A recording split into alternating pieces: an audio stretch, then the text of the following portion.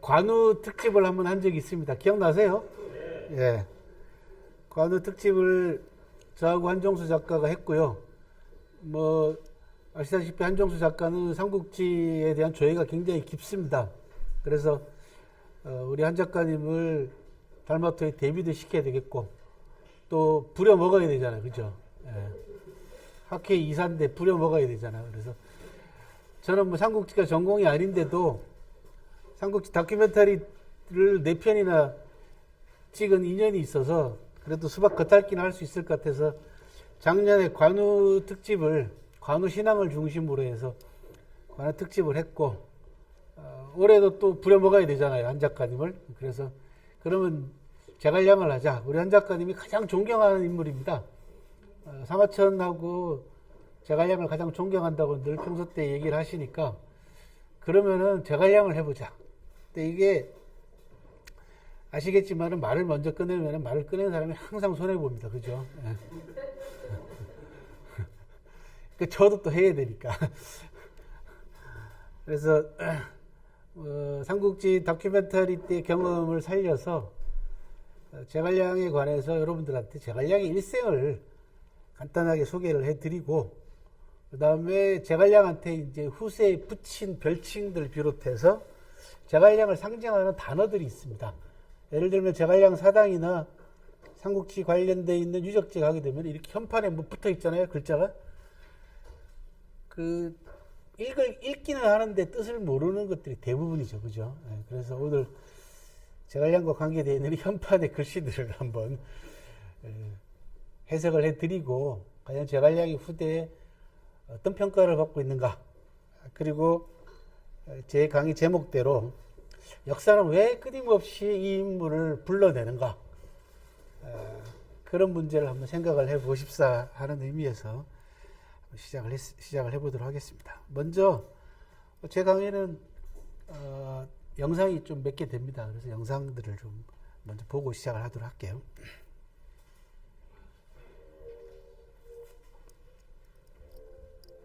이 영상은 저 따라서 2016년도에 실크로드를 갔던 고등학생 하나가 그 당시 고등학교 1학년이었을 겁니다. 고등학생 하나가 오장원에서 제 설명을 듣고 제갈량 이야기를 듣고는 직접 만들어서 준 겁니다. 저한테. 예.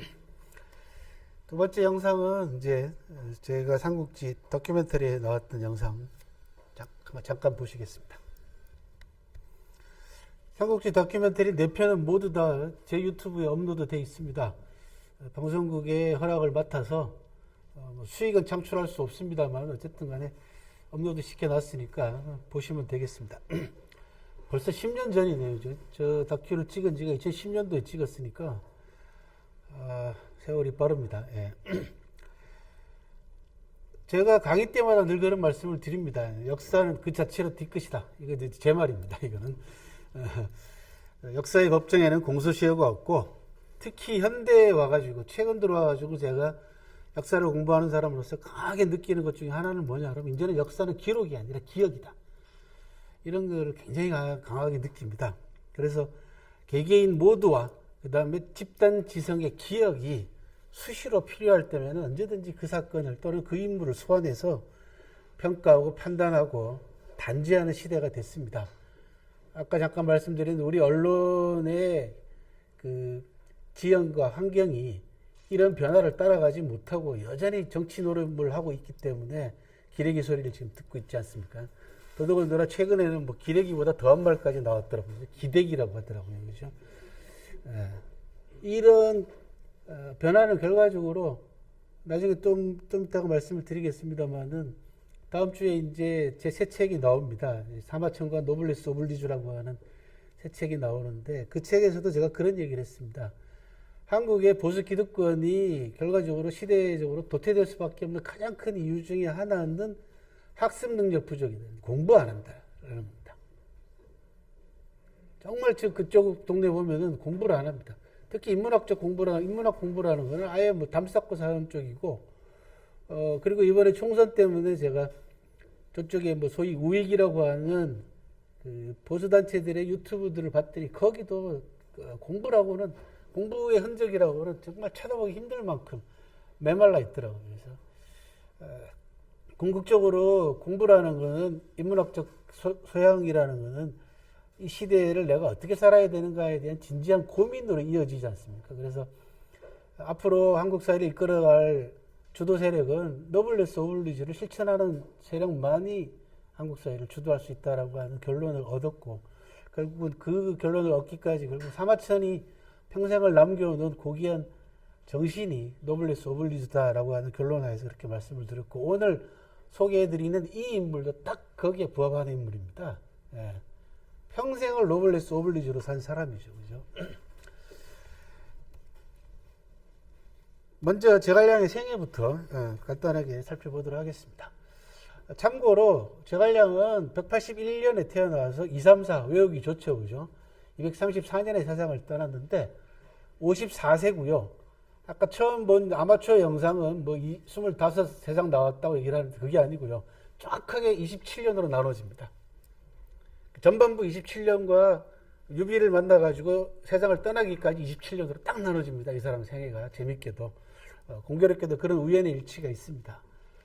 관련 인물들의 생물 연도를 비교를 해보면 조조는 아버지뻘입니다. 제갈량의 27세 연상, 유비도 뭐 거의 아버지뻘이죠. 20세 연상. 송건은 한 살 아래. 사실은 송건의 형이 있는 손책이 일찍 죽었기 때문에 송건하고는 나이 차이가 날 수밖에 없죠. 실제로 손책이 오래 살았으면은 저쪽 위에 사람들하고 같은 연령대 뻘일 겁니다. 관우, 장비, 태어난 해를 알 수가 없기 때문에 나이 비교는 안 됩니다만 거의 비슷한 연령대를 이제 추정을 하고 있고요. 방통 2살, 주유 6살, 사마위 2살, 사마휘 8살, 전부 다 제갈량의 연상들입니다. 그리고 삼국은 뭐 짧습니다. 221년 위나라 40년도 못 버티고 끝났고, 청나라도 45년 버텼고, 오나라가 그나마 뭐 한 60년 좀 안 되게 그죠 버텼을 뿐이지, 삼국시대라는 거는 수명만 놓고 보면은 불과 50년, 반올림 위아래로 반올림해서 딱 반세기 동안 벌어졌던 일이죠. 그죠? 근데 이것이 아시다시피 오랜 세월 동안 이들의 무용담과 이들의 언행들이 민중들의 입을 통해 가지고 계속 전성되고 구술되고, 이 자료들을 나간중이라는 사람이 다 모아서 소설로 만들어냄으로써 새롭게 그죠 재탄생한 시대입니다. 사실은 이 삼국시대는 위진남북조라고 하는 중국 역사상 가장 긴 분열기로 가는 딱 거점입니다. 그 시기에. 그래서 소설이 아니었으면은 그냥 역사책에서 한 줄 그냥 언급하고 넘어갈 그런 시기인데, 소설책이 살려놓은 시대입니다. 여기가. 그리고 그 소설책 덕분에 인물들이 부활하는 거죠. 그 중에서 신으로 떠받들어진 인물은 저희가 작년에 특집을 했던 관우 같은 인물은 거의 신으로 떠받들어졌고, 그 다음에 제갈량 같은 경우는 충절의 대명사로서 시대가 어려울 때마다 항상 수완되는 그런 인물이 됐습니다. 181년 동안시대의 말기입니다. 영제 때 태어난 인물입니다. 낭야군 양도현이라는 곳인데 오늘날 산동성 임기시 기남현에 해당됩니다. 아버지 제갈규는 그 근처에 태산군의 현령을 지냈고 현승을 지냈고, 형 제갈근은 8살 위 연상이었고 누이가 2명 있었다라고 가족관계가 이제 밝혀져 있습니다. 오른쪽이 제갈량이 탄생한 양도 지역의 양도 고성 표지석입니다. 산동성은 여기입니다.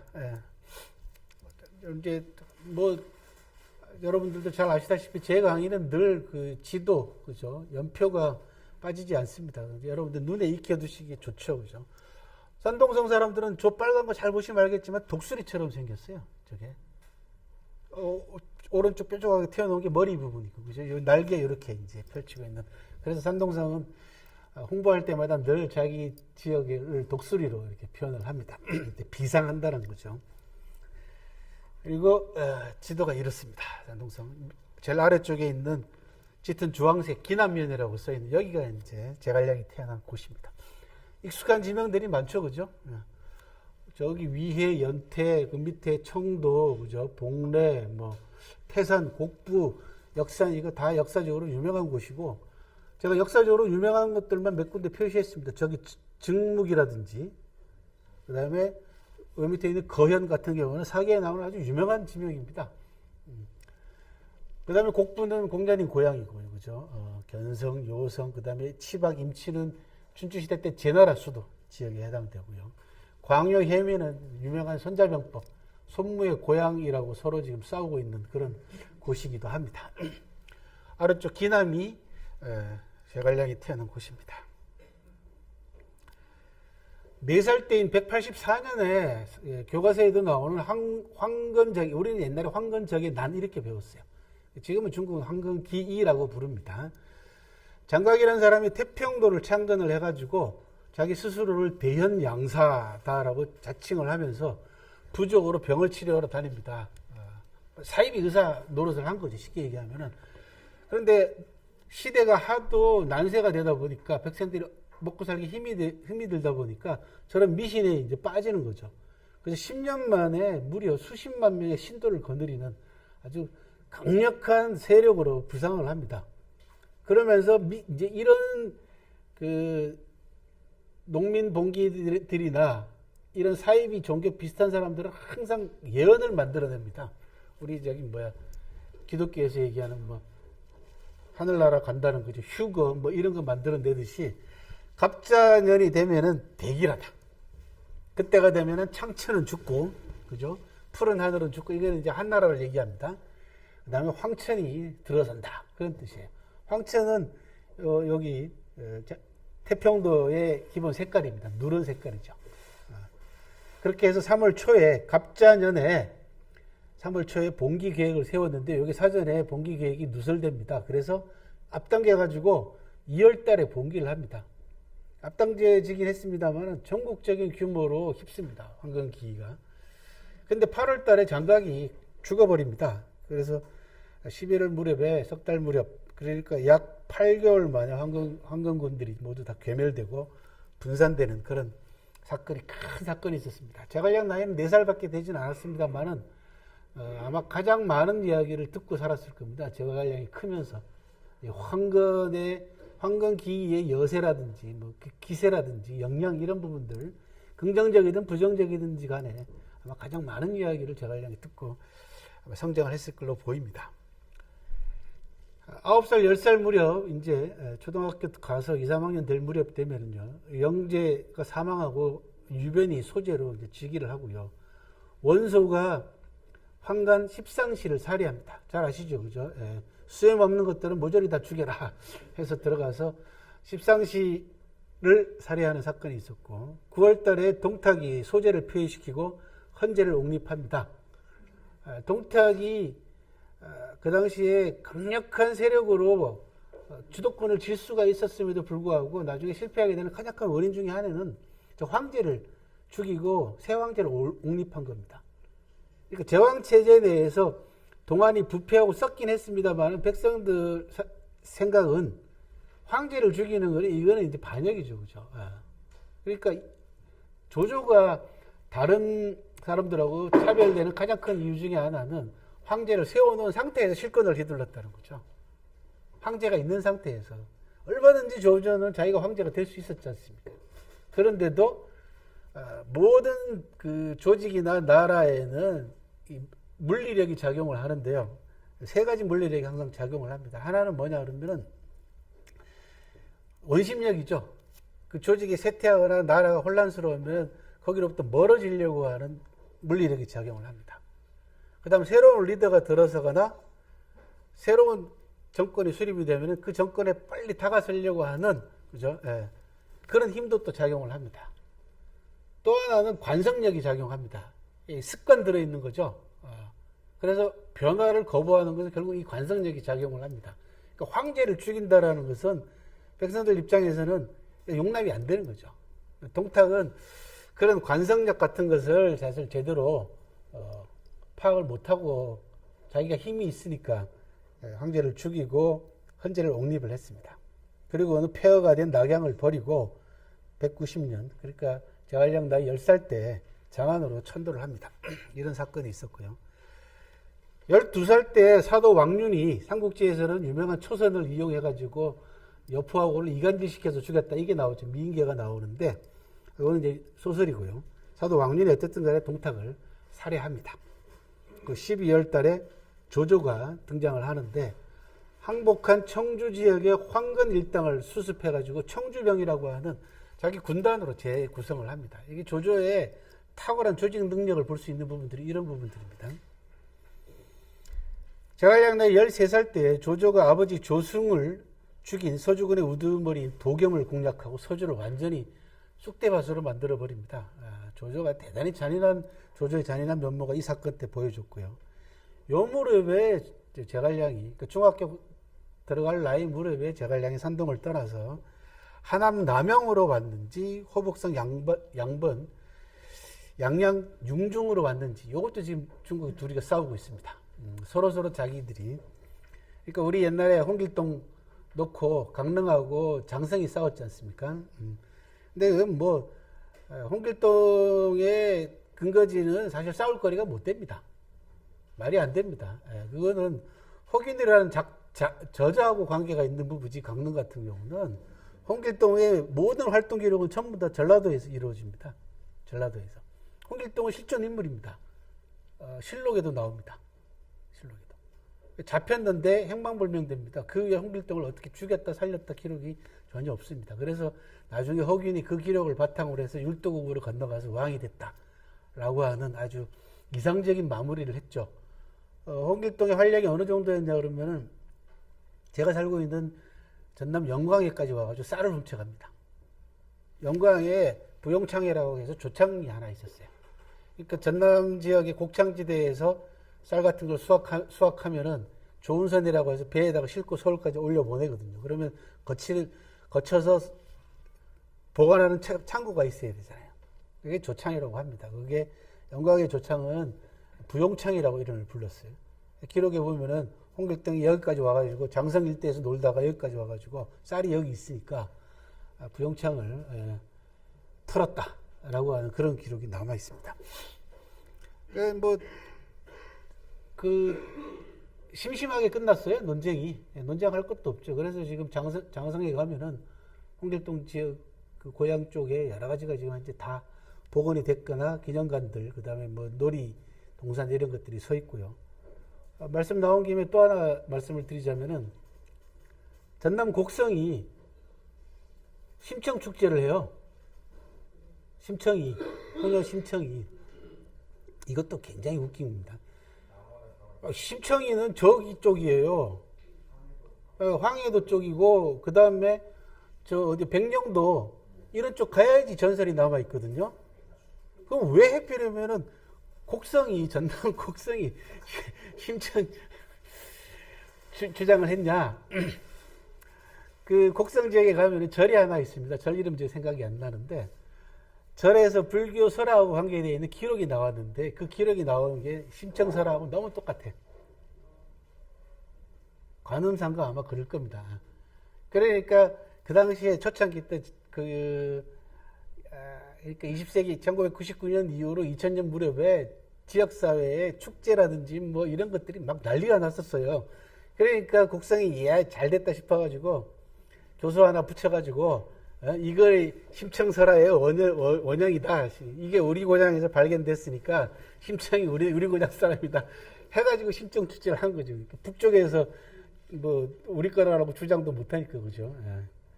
결국은 효도잔치로 끝났습니다. 그게 이제 지자체 단체장들은 선거 있고 하니까 그런 거 이용해가지고 어르신들 불러서 식사 대접하고 뭐. 초창기 때 제가 자문위원을 한 적이 있는데 그때 제가 무슨 제안을 했냐 그러면 이 축제가 오래 가기 위해서는 전 세계적으로 동서양을 막론하고 심청설화하고 심청전하고 비슷한 내용의 동화들이나 작품들을 전부 다 개발해서 주제를 테마를 달리해서 이게 가야지 생명력이 오래 가지. 안 그러면 결과적으로 효도잔치로 끝나고 말 거다라고 제안을 했는데 뭐 지금부터 20년 전이니까 못 알아듣죠, 그죠? 중국은 여전히 싸우고 있습니다. 위에 사진은 융중이고요. 호북성 양양의 융중이고 아래 사진은 남양의 와룡강입니다. 14살 때 평원상 유비가 등장합니다. 이제는 평원상이었던 유비가 도겸을 구원하자 도겸이 유비를 예주자사로 삼았고요. 손책은 강동을 거점으로 확보를 하고 움직이기 시작했습니다. 12월 달에 도겸이 병으로 죽자 유비가 서주 목을 대리하게 됨으로써 기반을 하나씩 얻어가는 그런 과정이고요. 16, 17, 18세 때 9월 달에 16살 때 조조가 헌제를 하남성 허창입니다. 옮기고 실권을 장악합니다. 그렇게 해서 실제로 조조가 일단은 주도권을 장악을 합니다. 왜? 천자를 끼고 있으니까요. 그걸 뭐라고 하냐면 협천자 일영천하라고 합니다. 천자를 끼고 천하 제후들에게 호령한다 라는 뜻입니다. 조조의 정치적 감각이 다른 사람하고 다른 게 이런 거죠. 힘이 있다고 해가지고 그 힘을 무조건 사용하는 것이 아니라 권위는 빌리는 거죠. 황제의 권위는 빌려서 내가 황제를 지켜주는 사람이다. 그리고는 모든 권력은 자기가 행사를 합니다. 그리고 1월달 197년 제갈량 나이 17살 때 원술이 황제를 칭했고요. 198년 제갈량 나이 18살 때 여포가 죽습니다. 19, 20살 때입니다. 19살 때 유비가 서주를 공략해서 거점으로 잡았고 20살 때 조조가 유비를 공격해서 아내하고 아들 그리고 관우를 포로로 잡아갑니다. 이건 뭐 삼국지에서 나오는 유명한 대목이죠. 이건 사실입니다. 4월 달에 관우가 유비에게 돌아옵니다. 조조가 관우를 붙잡기 위해서 무던 애를 쓰거든요. 관우 보니까 정말 듬직하거든요. 근데 관우는 유비에 대한 일편단심을 결코 포기를 하지 않는 거죠. 결국은 돌아옵니다. 돌아오는데 그 삼국지에 따르면은 조조의 측근들이 죽여버리라고 얘기를 합니다. 관우를. 근데 조조는 죽이질 않죠. 저런 인재를 죽일 수 없다. 그 9월 달에 유명한 200년 9월 달에 관도라고 하는 곳에서 조조가 그 당시에 가장 큰 군 세력을 가지고 군대를 가지고 있었던 원소를 물리칩니다. 이게 관도지전이라고 하는 유명한 전투입니다. 삼국지에 나오는 또 삼국시대 때 나오는 3대 전투가 있습니다.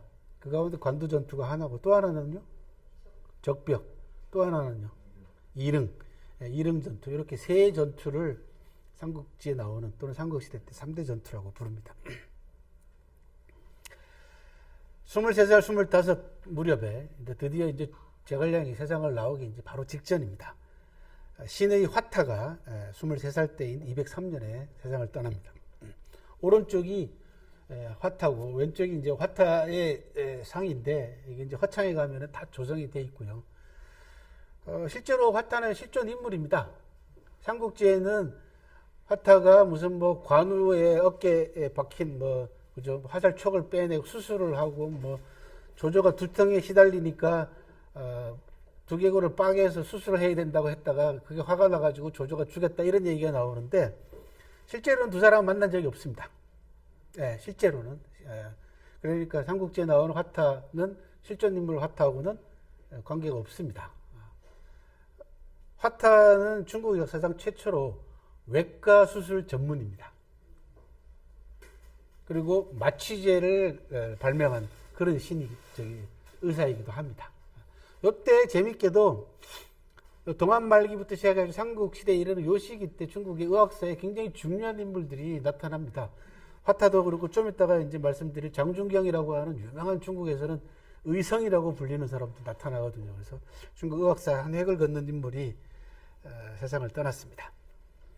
조조가 조조를 토벌해라 라고 하는 토벌 경문을 쓴 진림이라고 하는 사람의 경문을 보고는 껄껄껄 웃으면서 진림을 나중에 잡아다가 죽이지 않고 용서를 했다라고 하는. 조조가 굉장히 델리케이트한 인물입니다. 성격을 보면은 사람을 엄청나게 아끼는 측면도 있고 또 어떤 면에 있어서는 아주 무자비하게 사람을 죽이는 또 그런 부분도 있고 해서 종잡을 수 없는 그런 면모를 또 보여주기도 합니다. 27세 때 드디어 이제 제갈량이 세상에 나옵니다. 그런데 그해 조조가 북방 지역에 있는 오환 지역을 평정을 하고 북방을 일단 통일을 합니다. 그래서 위나라의 기반을 확실하게 다지는 시기고 그 시기에 바로 제갈량이 27살 나이로 융중에서 나와가지고 융중 대책을 올릴 때 올립니다. 이게 여러분들이 잘 아시는 천하 3분지계입니다. 좀 이따 보여드릴 겁니다만은 조조가 오한을 평정하고 난 다음에 갈석, 이게 이제 우리나라 역사에서 굉장히 중요한 지명입니다. 이 갈석이 그 고조선의 강력을 얘기할 때 이 갈석이 항상 시비거리로 등장하는 그런 지역인데, 여기 갈석을 지나면서 시를 한 수 없습니다. 그게 이제 관창해라고 하는 시인데, 좀 이따가 이제 동영상으로 보여드리도록 하고요. 제갈량의 융중대책, 즉 천하 3분지기의 기본은 이렇습니다. 동으로 송군과 연합하고 서쪽으로 형주와 익주를, 즉 호북성 형주, 오늘날 무안에서 멀지 않습니다. 지금 코로나가 발생했다고 하는 우한에서 북쪽으로 조금만 올라가면 형주가 있고요. 장강을 따라가지고 거슬러 올라가면 익주, 사천성이 나옵니다. 성도가 나옵니다. 요 지역을 얘기를 합니다. 익주를 차지하고 남으로 이월이라는 오랑캐를 얘기를 합니다. 오랑캐와 화친하고, 그리고는 북쪽으로 조조에게 맞서서 승리하고 난 다음에 전국을 통일하자라고 하는, 근데 통일로 가기 전에 천하 3분을 해야만이 가능합니다라고 하는 융중 대책을 올립니다. 조조가 갈석을 지나면서 바다를 바라보고 관창해라고 하는 시를 남긴 그 대목이고, 그 부분은 중국 현지에서 현지 가이드의 목소리를 한번 들어보도록 하겠습니다. 그 다음은 유비가 조조를 만난 대목에 관한 전문가의, 제가 이제 이분은 한중이라고 하는 사기에서도 굉장히 중요한 지역이고요. 한중은 그다음에 삼국지에서도 이 지역이 대단히 중요합니다. 한중 지역은 나중에 제갈량이 위나라를 정벌하고 북벌에 나서기 위해서는 꼭 여기를 돌파를 해야 됩니다. 한중이라는 지역을, 즉 사천성에서, 여기는 섬서성이긴 합니다만은 요 한중을 뚫어야만이 관중 지역으로, 중국 중원 지역으로 나갈 수 있는 굉장히 중요한 요충 지역입니다. 여기 한중 지역에 한중박물관이라고 굉장히 유서 깊은 박물관이 있는데, 그 박물관 관장님을 지내셨던 분이고, 저하고는 한 20년 가까이 유대 관계를 맺고 있습니다. 몇 년 전에 갔을 때는 사모님이 아파가지고 뭐 매일 사모님 병간하고 계시더라고요. 그래서 유비와 제갈량이 만나는 대목이, 융중대책에 따라 가지고 천하 3분지계가 나왔기 때문에 유비가 촉지역을, 즉 사천성 지역을 기반으로 확보할 수 있었다. 결국은 제갈량을 만났기 때문에 가능했다. 도운계를 통해서는 무장 두 사람을 얻었지만은 지략가는 얻지 못했지만, 요해에 제갈량 27에 한창 나이인 제갈량을 얻음으로 해서, 그래서 유비가 나중에 그렇게 얘기합니다. 제갈량과 자기 자신의 관계를 수어지교라고 하죠. 그죠? 물과 물고기의 관계다라고 하는 아주 유명한 말도 합니다. 208년 28살 때 조조가 근한칠자의 한 사람인 공룡을 죽입니다. 이게 조조의 일생 가운데 저는 가장 안타까운 대목인데, 공룡은 뭐 그 당시 알아주는 인재이자 천재였습니다. 근데 공룡만 죽인 게 아니고 식구들을 다 죽여버립니다, 조조가. 그래서 왜 이렇게 잔인하게 한 가족을 몰살시켰는가에 대해서는 아직도 말들이 많습니다만 그런 사건이 있었고요. 유표가 죽고 조조가 형주의 군대를 주둔을 시킴으로써 오나라를 공략하려고 내려옵니다. 그해 10월 달에 적백대전이 발발을 합니다. 잘 아시다시피 삼국지에도 유명한 장면이죠. 제갈량이 오나라로 건너가서 오나라 여러 사람들하고 설전을 벌여서 결국은 설득을 함으로써 초고 동맹이 맺어지는 그런 과정이었고요. 그리고 적백대전을 승리를 거두고 난 다음에 12월 달에 유비가 형주 사군을 돌며 형주를 평정하고 제갈량을 군사 중랑장에 임명을 합니다. 여기가 이제 적백대전이 일어났던 지역입니다.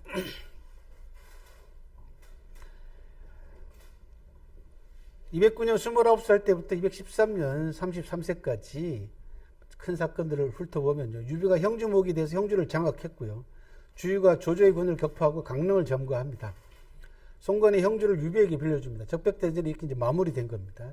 그리고는 유비는 촉으로 들어갑니다. 그렇게 해서 거의 촉한 정권을 수립하게 되고, 송건은 남경으로 도읍을 옮김으로써 거의 삼국의 정립 상태가 거의 확정되는 그런 단계입니다. 그리고 조조는 위공으로 자립을 했습니다. 34세부터 39세까지는요, 유비가 익주, 사천성 지역이죠. 제갈량은 유비를 보좌해서 촉을 엄정하게 다스림으로써 내정의 기반을 튼튼하게 다집니다. 유비하고 송건이 형주를 분할을 했고요. 조조가 위공에서 위왕으로 자기 스스로를 또 자칭을 하게 됩니다. 유비가 하우연의 목을 뱉고요. 219년에 관우가 번성해서 조조의 군을 대파했다가 12월에 맥성에서 관우가 패배합니다. 관우의 자만심 때문에 패배한 걸로 이제 보고 있는데, 패해서 포로로 잡혔다가 목이 잘리죠. 이거 오나라에 가지고 패한 겁니다. 조조한테 패한 게 아니고. 그렇게 해서 관우의 목을 조조가 있는 낙양으로 보냅니다. 그래서 낙양에 가면 관림이라고 해서 관우의 목을 묻어놓은 무덤이 따로 있고요. 당량이라고 하는 곳에 관우의 무덤이 또 하나 있습니다. 상황을 보니까 송건이 안 되겠다 싶으니까 송건이 자기 자신의 몸을 납작하게 엎드려서 조조에게 신하로 자칭을 합니다. 그리고 아까 말씀드린 대로 또 하나의 의사가 세상을 떠납니다. 의학계의 성인으로 불리는 의성 장준경이 이에 사망을 했고요. 그 다음에 여몽도 이에 병으로 일찍 세상을 떠납니다. 여몽은 젊은 나이에 세상을 일찍 떠납니다. 안타깝죠. 오나라로서는 큰 손실 가운데 하나였습니다. 제갈량이 이제 40살로 넘어들어서면서 40세 때 조조가 사망을 합니다. 그리고 그 아들 조비가 이제 황제로 칭하죠. 그렇게 해서 한나라는 완전히 끝난 겁니다. 이제. 그리고 송건은 무창으로 이제 천도합니다. 이게 무한입니다. 지금의. 5월달에 장비가 피살당하자 관우하고 장비를 모두 잃은 유비가 무리하게 전군을 일으켜서 총공격을 합니다. 오나라를. 그리고 일릉이라는 곳에서 화공전에 당해가지고 결국은 일릉전에 대패하고 도망 오다가 백제성이라는 곳에서 세상을 떠납니다. 유비가. 그리고 8월 달에는 송건이 위나라에 항복을 청했고요. 아까 말씀드린 대로 이듬해인 제갈량 나이 43살. 제갈량은 이때 이제 종군하지 않았습니다. 총나라 남아가지고 사천성에 남아서 내정을 돌보고 있었죠. 그죠? 3월 달에 유비가 백제성에서 유비 탁고, 유비가 여기 이제 제갈량은 성도에 있다가 일릉에서 유비가 패한 다음에 백제성으로 와서 머무르고, 이궁에 머무르고 있을 때 성도에서 백제성으로 옵니다. 병이 위중하니까 유비가. 그러자 유비가 제갈량에게 어린 아들 유선을 맡기면서, 아두라고 하죠. 그죠? 유선의 별명이 아두입니다. 아두라고 하는데, 우리나라 보면 경상도 분들은 아시죠? 그죠? 아이고 두야, 아이고 두야, 그런 얘기 하잖아요. 그죠? 그 아두가 이 아두입니다. 예. 여기서 나왔습니다. 예. 어린 유선을 맡기면서, 당신이 승상이 보고 얘가 쓸만하면은 보살펴 주고, 안 되겠다 싶으면은 네가 그냥 황제해라. 그렇게 얘기를 합니다. 근데 이거는, 그죠? 예, 다분히 위선적이죠. 그죠? 제가 그냥 어떤 사람인지 너무너무 잘 알기 때문에 하는 소리죠. 그죠? 그만큼 너에 대한 신뢰가 깊다, 너를 인정한다라는 그런 의미이긴 한데, 자칫 잘못하면 아주 큰일 날 소리죠. 그죠? 5월 달에 어린 아들 아두가 계승을 합니다. 황제 자리를. 후주라고 되게 부릅니다. 왼쪽이 백제성이고요. 오른쪽이 백제성 내에 전시관에 전시되어 있는 유비 탁고 장면입니다. 유비가 어린 아들을 부탁한다. 제갈량이 부탁하는 장면이에요. 백제성에 있는 위치가 아주 절경입니다. 그 장강을 따라서 충칭에서 배를 타고 쭉 내려오다 보면은 장강 3협을 거치지 않습니까? 장강 3협은 세 개의 협곡을 거칩니다. 협곡을 거치는데 그 가운데 구당협이라는 데가 있습니다. 구당협. 그리고 이 구당협은 물길이 두 개로 갈라지는데 저 오른쪽에 보이는 저쪽의 문이 기문이라고 해가지고, 기자는 전설 속에 나오는 괴수 모양, 괴수 기자입니다. 그래서 굉장히 기이하죠. 여기 아주 장강 내에서는 절경으로 꼽히는 곳에 백제성이 위치를 하고 있습니다. 지금은 장강은 사실은 경치가 많이 손색이 갔어요. 왜 그러냐면 수면이 100m나 높아졌거든요. 삼엽단 때문에. 그러니까 계곡, 옛날에 제가 초창기 때 다닐 때는 제가 2001년도인가 2000년도에 처음으로 장강 코스를 개발을 했습니다. 삼국지하고 해서 개인적으로 다녔는데, 그때는 물이 저 100m 아래로 가 있었기 때문에 협곡이 다 드러나잖아요. 그죠? 그리고는 그 이후로 뭐 한 네다섯 차례 더 갔는데, 한 2, 3년 전에 갔을 때는 이게 뭐 옛날 맛이 안 나는 거예요. 에이, 이 물이 100m 위로 올라가 있으니까 경치는 많이 손색이 가 있습니다. 그래도 처음 가시는 분들은 가볼만 합니다. 45세 이후로 일어난 사건입니다. 45살 때 7월 달에 잘 아시다시피 남방을 정벌하죠. 그죠? 7종 7금 맹획하고 관계되어 있는 유명한 사자성어가 7번 잡았다가 7번 놔준다 라고 아시죠? 그죠? 그게 있었고, 46살 때 위문제인 조비가 또 죽습니다. 그리고 오나라가 그 틈에 강화를 공격했고요. 47살 때 한중으로 출병을 합니다. 이제 북벌에 나서기 시작을 한 거죠. 제갈량 나이 47살 때. 이때 유명한 출사표를 쓰고 출병을 합니다. 12월에 사마이가 맹달을 공격을 했다는 사건이 있고요. 48세부터 50세까지 48세 정월에 제갈량이 이제 아까 한중으로 출병을 했지 않습니까? 1월 달에 위나라를 공격을 합니다. 이때 일어난 사건이 여러분들 잘 아시는 읍참마속입니다. 마속한테 가정이라고 하는 곳을 잘 지키라고, 싸우지 말고 잘 지키라고 했다가 마속이 결국은 섣불리 공격하다가 가정을 잃게 되죠. 그죠? 그래서 눈물을 흘리면서 마속의 목을 베죠. 그게 읍참마속입니다.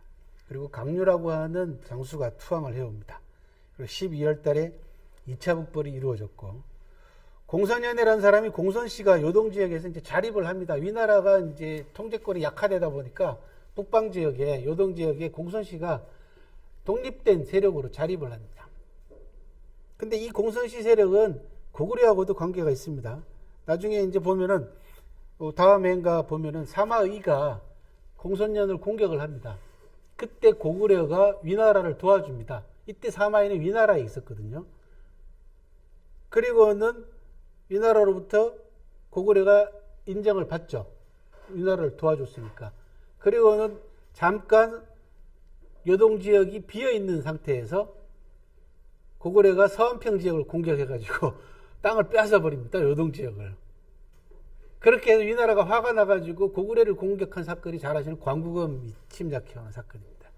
동철왕 때인가 아마 그렇죠. 그죠? 예. 거기에 이제 여러분들이 교과서에서 배우실 때 광구검이 쳐들어왔을 때 거의 고구려가 멸망 직전에 갔을 때 미루하고 유주인가요? 그죠?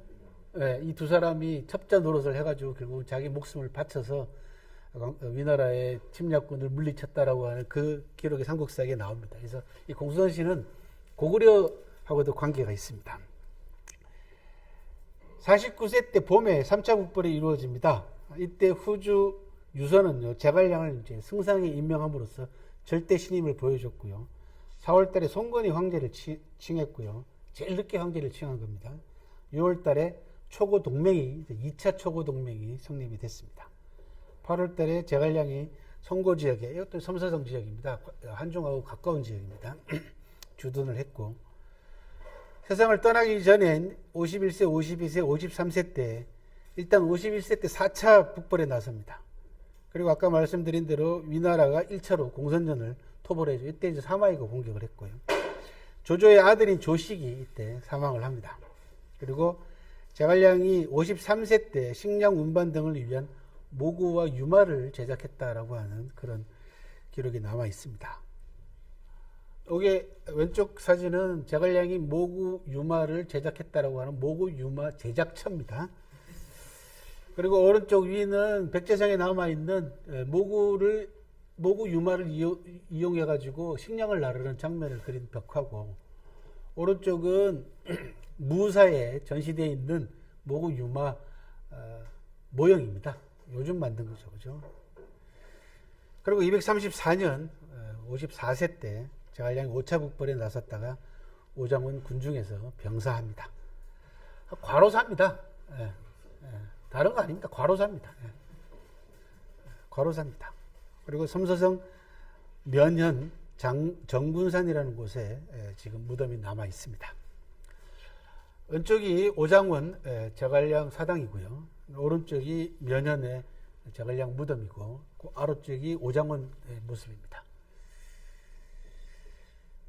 자, 동영상 하나로 하나 더 보시겠습니다. 자, 제갈량의 북벌이 무리한 거냐 아니냐에 대해서는 뭐 말들이 많습니다. 그런데 제가 제 나름대로 생각을 해보면은 제갈량은 세 나라의 어떤 나라의 힘으로도 천하를 통일할 수 없다는 걸 알고 있었던 것 같습니다. 삼국의 정립 이후로 어떤 상황이 벌어질지까지는 예견을 못했지만은 오나라의 힘으로도 총나라의 힘으로도 위나라의 힘으로도 절대적으로 나머지 두 나라를 압도할 수 없다라는 것은 나름대로 확신하고 있었던 것 같고, 바둑으로 얘기하면은 제갈량의 북벌은 거의 옥새에 가깝다. 장렬한 최후를 장렬하게 마치고자 하는 제갈량 나름대로의 기질이죠, 그죠? 제갈량은 뭐 기본적으로는 문인이지만 사실은 그 기질 안에는 무관 장수 기질도 꽤 있습니다. 그래서 늘 제갈량이 살아생전에 뭐라고 얘기를 했냐면, 나는 관중과 아기 같은 사람이 되고 싶다라고 얘기를 했거든요. 관중은 춘추시대 때 명재상이죠. 아기는 전국시대 때 명장입니다. 문무를 겸비한 그런 사람이 되고 싶다라고 얘기했으니까 제갈량 피 속에는 문무가 같이 흐르고 있는 게 아닌가라는 그런 생각이 들고, 결국은 나가지도 못하는 상황에서, 오도가도 못하는 상황에서 제갈량의 무의 기질이 마지막으로 장렬한 옥새를 선택한 게 아닌가. 그게 무리한 북벌로 되게 역사적으로 평가를 받고 있습니다. 제갈량을 상징하는 문구들을 한번 볼게요. 아까 말씀드린 대로 백중이려라고 하는 두부가 시를 남겼는데, 백중지간 견이려, 지위약정 실소조, 이렇게 두 구절을 남겼습니다. 백중은 우리가 흔히들 백중지세다 그런 얘기 하잖아요, 그죠? 또는 호각지세 그런 얘기 하잖아. 이게 큰아들하고 중간아들 그런 뜻이거든요, 원래 정확하게는. 그래서 형제 사이에서 큰아들과 작은아들 어떤 놈이 더 잘나고 누가 더 똑똑한지 모르는 걸 우리 백중지세라고 해요. 예. 그래서 형하고 아우 사이에서 이려를 본다라는 뜻이잖아요. 이려가 누구냐 그러면은 이윤과 여상을 얘기를 합니다. 강태공을 얘기를 합니다. 그러니까 중국 역사상 최고의 명재상으로 꼽히는 두 인물이 이윤과 강태공이거든요. 그래서 두 사람을 얘기를 합니다. 그래서 어느 쪽이 더 잘나는지는 모르겠지만은 제갈량에게는 이윤과 강태공의 모습이 동시에 보인다라는 그런 칭송입니다. 그 다음 지휘약정 실소조라는 건 뭐냐 그러면, 군대를 지휘하는 것은, 이게 소조는 소하고 조참을 얘기합니다. 유방을 도와가지고 천하를 통일하는데 큰 공을 세웠던 1등 공신들이거든요. 그러니까 군대로 얘기하자면은 소하고 조조가 제갈량에게 손색이 난다 그런 얘기입니다. 제갈량이 더 낫다라는 뜻입니다. 이게 그렇게 해서 백중이려라고 하는 네 글자가 제갈량을 나타내는 그런 글자로 정착을 했고요. 실제로 좀 이따가 보여드릴 텐데, 사당 같은 데 가면은 현판에 붙어 있는 네 글자죠. 백중이려라고 돼 있잖아요. 그럼 여러분들이 모르고 가시면 뭐야 저건 이제, 그리고 저 글자는 어렵지 않으니까 금방 읽기는 하는데 세상에 저게 뭔 뜻이야. 그리고 오는 거죠, 그죠? 그리고 제갈량의 별칭 가운데 제일 유명한 게 이제 촉상이라고 하는 별칭이 붙게 된 것은 결국은 두보라는 시인 때문에 그렇습니다. 그러니까 두보가 제갈량에 관한 시를 여러서 남긴 가장 큰 이유 중에 하나는, 두보는 이제 평생 그 안록산의 난 때문에 전국으로 도망 다녔거든요. 그러니까 어지러운 시대에 살았어요. 그러니까 제갈량이 소록소록 생각이 나는 거죠. 당나라가 제갈량 같은 인물이 정말로 필요하다라고 보는 거죠. 제일 유명한 시입니다. 촉상이라는 시는 중국 시 가운데에서도, 당나라 때 시인이 남겨놓은 시 가운데서도 가장 명편 가운데 하나죠. 그죠? 승상의 사당은 어디에 있나? 금관성 밖 측백나무 울창한 곳이라네. 금관성이라는 건 성도를 얘기합니다. 별칭입니다. 계단에 비친 풀빛은 봄 기운 가득하고 나뭇잎 사이로 깨꼬리 울음만 공허하구나. 삼고초래로 천하삼분 계책을 세우고 온몸을 바쳐 두 임금을 섬기었네. 군사를 이끌고 출정하였지만 뜻 이루지 못하고 세상을 떠나니 길이 천하 영웅들의 눈물로 옷깃을 적시는구나. 라는 성도 무사를 염두에 두면서 그리면서 제갈량을 생각해서 쓴 시입니다. 오른쪽은 성도 무사 조감도입니다. 옛날 그림이고요. 좀 전에 말씀드린 백중이 일의 현판을 보셨고, 그 다음에는 명수 우주. 제갈량의 이름이 우주에 들이온다, 그런 뜻입니다. 예. 천하도 아니고 우주래입니다. 예. 그 다음에 정원당이죠. 그죠? 제갈량이 아들에게 남긴 편지 글 가운데 계자서라는 게 있습니다. 아들에게 남기는 글, 삼가 남기는 글이라는 계자서에 보면은 차분하게 멀리 내다봐라 라고 하는 그런 글귀가 나옵니다. 그게 고요할 정자, 차분할 정자에다 멀원자. 그래서 정원당이라고 하는 당도 있고요. 그 다음에 명량천고라고 하는 네 글자인데, 이건 뭐 밝을 명자에 우량할 양자, 그죠? 천고는 뭐 영원히 뭐 그런 뜻입니다. 천고에 밝고 우량하다, 이렇게 해석하면 얼마나 좋겠습니까, 그죠? 있는 그대로 해석하면 참 좋을 텐데 그게 아니야. 앞에 명자는요, 잘 보시면 나릴변이 아니고 눈목자변이가 있어요. 예. 그죠? 예, 예. 밝을 명자는 맞습니다. 근데 왜 눈목자를 썼냐? 앞에 명자는 뭘 뜻하냐? 그러면 군주를 뜻합니다. 그래서 영명한 군주. 그래서 모든 것을 제대로 볼 줄 아는 눈을 가지고 있는 밝은 군주. 그래서 나릴자 대신 눈목자를 갖다 붙였고요. 량자는 대신을 얘기합니다. 신하를 얘기합니다. 그래서 영명한 밝은 군주와 그 다음에 뛰어난 신하가 서로 어울려야지 영원하다, 그런 뜻입니다. 예. 업소고광, 예, 업소고광입니다. 저도 이런 거 찾아갖고 안 하는데 애먹습니다, 실제로. 업은 공업을 얘기하죠. 우리가 업적을 이루었다, 뭐 이런 거. 이때 업은 제왕의 업을 얘기를 합니다. 제왕의 업. 여기 이제 이건 누구를 얘기를 하냐 그러면 제갈량 사당에 붙어 있긴 합니다만 이제 유비를 이제 놓고 하는 얘기예요. 제왕의 업을 이루었는데 그 업이 소자는 실사변에 부를 소자입니다. 계승한다, 잇는다라는 뜻입니다. 그럼 누구를 계승하냐? 그럼 고자는 한나라 고조 유방이고요. 광은 후한 강무제야. 유비도 촉한이라고 해가지고 한나라 황실의 부흥을 깨했잖아요. 그래서 한이잖아요. 한나라잖아요. 둘 다 서한의 개국 군주인 고조 유방, 그 다음에 동안을, 한나라를 부흥시킨 동안의 유수, 광무제 유수.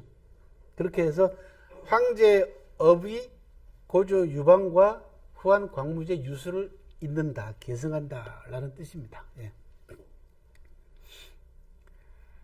그 다음 신성동진, 진짜는 도달하다, 이르다 라는 뜻입니다. 제갈량의 인품과 정신세계가 신성한데 신의 경지와 성의 경지가 함께 이르렀다, 그런 뜻입니다. 그 다음에 천하기재, 뭐 이거는 굳이 설명드릴 필요가 없겠죠. 그죠? 천하의 기이할 기자입니다. 지금은 우리가 이제 기자를 쓰게 되면은 기이하다 이렇게 해서 약간 부정적인 뉘앙스가 있긴 합니다만 중국에서 그렇게 쓰지 않습니다. 기재하면 아주 특출난 인재를 얘기를 합니다. 천하기재고요. 그 다음에 오른쪽에 있는 것은 지행고원, 그 뜻과 그 행적이 높고 멀리, 그런 뜻이고, 오른쪽은 한가 유풍이죠. 그죠? 한 왕조의 유풍, 그런 뜻이고. 그 다음에 아까 그 오장훈의 제갈량 사당에서 보셨던 현판 가운데 하나입니다. 충관운소라는 겁니다. 제갈량의 충절이 하늘을 꿰뚫는다라는 뜻입니다. 운소는 하늘을 얘기하고요. 이건 이제 역대 왕조들이 제갈량에게 봉한 벼슬입니다. 우리 추증이라고 하죠, 그죠? 진나라 시대 때 무흥왕에 봉해졌고요. 당나라 때는 문영왕에 봉해졌고, 송나라 때는 충해 인제 현응왕, 이렇게. 송나라 때 가면은 관우도 마찬가지고 이런 역대 왕조에 충성했던 인물들에 관해서 왕으로 봉하거나 벼슬들을 내리는데 말이 많아져요. 글자 수가 막 늘어납니다. 이런 케이스고, 제갈량하고 관계되어 있는 유명한 고사들을 정리한 그림들입니다. 왼쪽 위에 게 삼고철의 그림이고, 그 아래 게 공성계.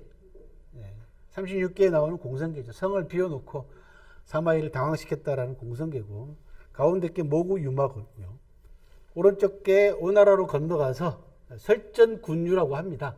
여러 인재들과 설전을 벌였다 해서 초고 동맹을 성립시키는데 제갈량의 활약성을 나타내는 그림이고, 왼쪽은 융등대 천하 3분지교고요. 가운데는 출사표를 올리는 모습이고, 오른쪽 그림은 읍참마속 그림입니다. 자, 끝으로 제갈량의 별칭들을 좀 보도록 하겠습니다. 유명한 명인들의 별칭을 제가 한 50명 정리를 해봤는데요. 그 가운데 제갈량도 꽤 많습니다. 첫 번째, 제갈공명, 그죠? 공명이라고 하는 자로 많이 불립니다. 그리고 이 공명의 이름을 따가지고 공명등이라는 게 중국에는 있습니다. 이 안에다가 이게 얇은 우리 창호지 같은 걸로 만들어서 등을 만들어서 불을 붙이게 되면은 이게 그 화력으로, 그죠? 공기를 밀어 올려가지고 띄워보내는, 신호를 보내는, 우리나라 같은 경우는 삼국지에 보면은, 삼국사기에 보면은 김유신이 연을 이용해가지고 적진으로 군인들을 투입시킨 케이스가 있어요. 오늘날로 얘기하면 뭡니까? 드론. 그죠? 드론에 사람 실어가지고 보낸 그런 경우가 있거든요. 제갈량 관계되어 있는 삼국지 영화 보면은 이 공명등이 나옵니다. 와룡, 봉룡, 봉추, 와룡선생, 그 다음에 군사, 이 스승사자를 붙이게 되면은 군대를 총책임지는 그런 벼슬입니다. 그 다음에 무향후, 승상, 그 다음에 세상에 하나밖에 없는 재상, 천고일상, 그 다음에 시호가 충무후죠, 그죠? 그렇게 해서 충무공은 이순신만 있는 게 아닙니다. 충무는 중국에 수두룩 빽빽합니다. 무로서 전쟁을 통해 가지고 큰 업적을 남긴 무장들한테는 거의 대부분 다 충무를 붙여줍니다. 가장 영광스러운 시호라고 보시면 됩니다. 무응왕, 촉상, 상보. 상보는 이제 유선이 제갈량을 부르던 존칭입니다. 재상 아버지, 그죠? 이럴 땐 보라고 읽습니다. 그 다음에 이제 제갈량한테 붙은 유명한 사자성어가 국궁진력, 그죠? 온 힘을 다하다, 그런 뜻입니다. 몸과 마음을 바쳐서 온 힘을 다하다. 그 다음에 제가 나중에 제갈량을 평가하면서 다큐멘터리에서도 제갈량을 높이 평가하는 가장 큰 이유 중에 하나는, 저는 제갈량이 평생을 삼공의 원칙을 지키면서 살았다. 공정, 공평, 공개의 원칙을 살았고, 무엇보다도 청렴결백하게 평생을, 출사표에 보면은 제갈량이 자기 재산을 신고하는 대목이 나옵니다. 그래서 공직자로서 재산을 자진 신고한 최초의 사례입니다. 내가 밭이 얼마 있고 뭐 이런 것들 쭉 나와요. 나중에 제갈량이 죽고 난 다음에 실제로 제갈량 집안의 그 재산을 조사를 했더니 한때기에 한 뺨의 땅도 늘지 않았고요, 한 푼의 돈도 늘지 않았다라고 하는 그런 기록이 남아 있습니다. 이상이 제갈량의 간단한 생애와 제갈량에 붙은 별칭들, 그 다음에 제갈량과 관계되어 있는 용어들을 정리를 해드렸습니다. 2부에는 이제 우리 한종수 작가님께서 한국과 일본에서 제갈량을 어떻게 바라보고 있는가라고 하는 한국과 일본에서의 제갈량 상이라고 하는 주제로 2부의 발표를 이어갈 텐데요.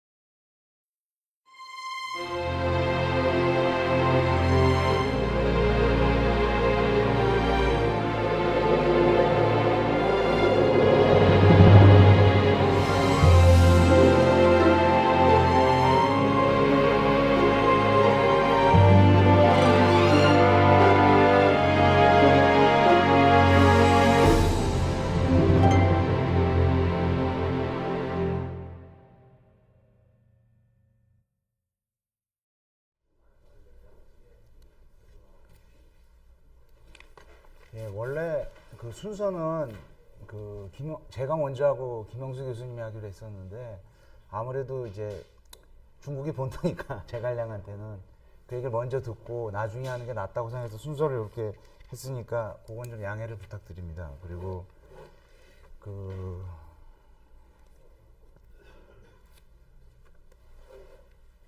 시작을 하도록 하겠습니다. 예. 예.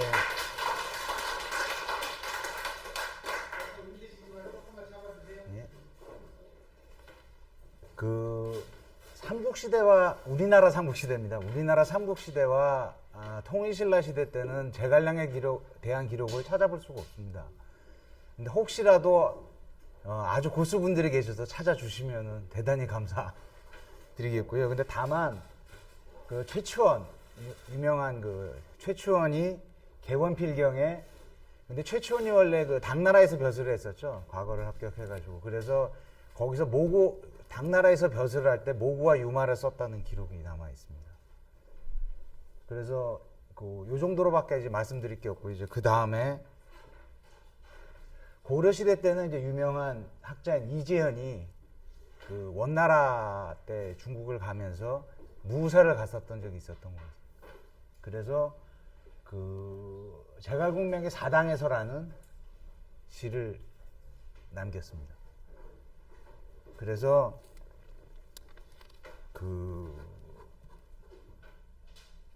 조맹부라고 아주 유명한 중국의 서성, 그러니까 서예가인데 그 양반부터 교류를 하고 중국 각지 이렇게 다니면서 아마 사천성에 있는 성도의 무사까지 들렸던 것 같습니다. 그래서 이런 걸 남겼는데 그리고 그 다음에 이제 조선 시대에 넘어가면은 굉장히 많은 분들이 제갈공명에 대한 글을 남깁니다. 시를 쓰거나. 그래서 여기 보시면 인물들이 무려 충무공 이순신, 정도전, 권근이, 이덕무, 김육, 신숙주, 유성룡, 이산해, 김만중, 기대승, 송시열. 그야말로 쟁쟁한 인물들이죠. 조선시대에서 여기 아실만한 인물만 넣은 거예요. 그 외에 약간 좀 급이 떨어지는 사람은 아예 넣지도 않았었습니다. 이제 이 정도로 굉장히 높은 평가를 조선시대에 받게 됩니다. 근데 안타깝게도 조선시대 때 제갈공명 유적을 간 인물은 제가 알기로는 없는 것 같습니다. 오히려 이게 통일신라 시대랑 고려시대랑 보면 차이가 있는데 그 당시에는 오히려 이제 중국하고 교류가 더 깊숙했고 멀리 갔는데 조선시대 때 오면은 물론 이제 연안 박지원 같이 이제 북경이나 열화 같은 데 가셔가지고 이런 글을 남기신 분은 있어요. 사신으로 가신 분들은 있는데 북경 외에 이제 깊숙하게 이렇게 중경에 하신 분들이 거의 없어요. 나중에 한작가님 예. 통일시간 말기에 예. 승려들 있잖아요. 예, 승려들은 좀 선종을 배우고 당나라로 전쟁하고 승려들 기록을 아주 뒤져보면 나올 가능성이 되게 네, 알겠습니다. 근데 어쨌든 이게 제가 찾아본 한도 내에서는 그런데 어쨌든 조선시대 때는 그러니까 모화주의 이렇게 사대주의 이런 게 있음에도 불구하고 오히려 중국에 대한 실질적으로 가서 평가하고 이런 사람들은 별로 없었다. 그래서 이런 거에서도 좀 제갈공명에 대한 기록에서도 좀 그런 게 많이 나타나고요. 그리고 과거 시험에서 출사표가 굉장히 많이 나왔다고. 그리고 우리나라 고문진보라고 기본적인 고문 텍스트가 있는데 가장 적벽부라든가 이렇게 출사표라든가 이렇게 좋은 글을 모은 고문진보라는 게 있는데 거기서 출사표도 굉장히 중요하게 나옵니다. 그래서 과거 시험에서 굉장히 많이 출제가 됐고요. 그리고 진록에도 삼국연의가 많이 언급이 된다는 거는 저번 관우편에서 말씀을 드렸는데 출사표에 모두 28번이 등장합니다. 조선왕조실록에 출사표라는 게 28번이 언급이 됩니다. 근데 재밌는 건 뭐냐면은 병자호란이로 그러니까 진짜 중화하면 명나라가 멸망하면서 멸망했고 오히려 소중화는 조선이다. 이런 사상이 생기면서 제갈량에 대한 평가는 더욱 높아집니다. 그래서 평가는 더욱 높아지면서 이 28번 중에 20번이 효종 이후에 주로 언급이 됩니다. 출사표라는 기록이. 자세히 보면은. 그리고 3번인가 4번은 선조 때 나와요. 임진왜란을 치르고 있으면서 그렇기 때문에 사실상 이제 임진왜란 후의 기록이 거의 이 출사표에 대한 언급이 거의 대부분이다라는 그런 사실을 알 수가 있습니다. 그래서 여기 보시면은 주로 출사표가 나오는 진록들, 그래서 많이 나온 진록들을 저렇게 언급을 해놨습니다. 사진에. 그래서 조선시대 보면은 물론 관우보다는 좀 덜하다고 볼 수는 있는데 사당 건립이 많이 세워지는데 중부 예장동, 그러니까 어디냐면은 한옥마을에서 좀 이렇게 올라가다 백범광장 쪽으로 올라가다 보면은 중간에 있습니다. 중간에 있고, 그리고 아까 곡성 얘기를 하셨는데 곡성에 무사가 있습니다. 그리고 용산동 보광동이라는 데 무사가 있고요. 그리고 당연히 이제 휴전선 이북이라 가볼 수가 없는데 평안남도 영유현에 영유현이라는 곳에 와룡묘가 있었습니다. 그리고 지금은 전혀 흔적이 전혀 남아있지 않은데 경기도 화성 남양, 아까 이제 남양하고 양번이라는 곳에 두 군데서 이제 제갈공명이 젊었을 때 거기 있었다고 엄청 싸웠다고 그랬는데 남양이 한자지명에 갔습니다. 한자지명에 갔기 때문에 거기에도 용백사라는 사당이 있고요. 그리고 여러분이 너무 잘 아시는 양산 통도사에 가면 탄금주족도, 그러니까 이 공성계에서 왜 이렇게 검은고를 이렇게 연주를 하면서 이렇게 약간 허세를 떨었는데 이제 사마이가 복병이 있을까 해서 물러나는 그런 거, 공성계를 갖다 여기서 탄금, 그러니까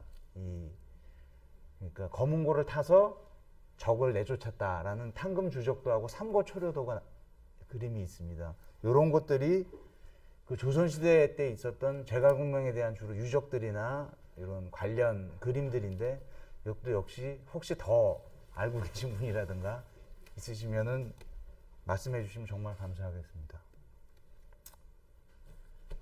그래서 선조실록에 보면 이제 1605년이니까 임진왜란이 완전히 끝난 7년 후죠. 그러면서 아마 관우묘, 지금 동묘랑 거의 비슷한 시기라고 보는데 영유현에 와룡묘가 건립이 되고, 근데 거기에 당연히 이제 평안도기 때문에 중국으로 가는 길 엮이기도 하고, 근데 거기다 지은 이름이 뒷산 이름이 와룡산이었다. 그래서 겸사겸사해서 아마 거기다가 이 사당을 적고 제를 올리거나 제문을 왕실에서 지어서 보낸 적도 있었다고 합니다. 그리고 사액, 잘 아시다시피 사액 서원이라고 있죠. 왕이 직접 이 현판을 하사하는, 얘도 전해지고요. 근데 예장동과의 와룡묘의 관계는 알 수가 없어요, 현재로서. 그리고 예장동 와룡묘는 그렇게 오래되진 않았던 것 같아요. 근데 이제 저번에 관우 편에서도 말씀드렸는데 이제 고종 황제가 굉장히 소위 말하면 삼국지 빠였어요, 요즘 말로는. 그래가지고 관우도 굉장히 좋아했는데 제갈공명도 하면서 아마 그래서 고종의 후궁 엄기위가 세웠다는 썰이 있는데 이것도 역시 100% 확실한 건 아닙니다. 그리고 오래되지 않았음에도 불구하고. 그리고 이제 와룡묘는 묘 암벽에 이렇게 제갈공명 영정이 있었는데 인사들이 제갈공명을 추모하는 인사들에서 창건되었다가 1920년에 화재로 소실되고 34년에 중건되고 70년에 보수됐습니다. 지금은 서울시 민속문화재로 돼 있어서 예산 지원을 받으면서 관리가 되고 있습니다. 그래서 여기가 남산 와룡묘입니다. 여기는 쉽게 가볼 수 있으신 데니까 한번 남산 산책하시면서 한번 가보셔도 괜찮을 것 같습니다.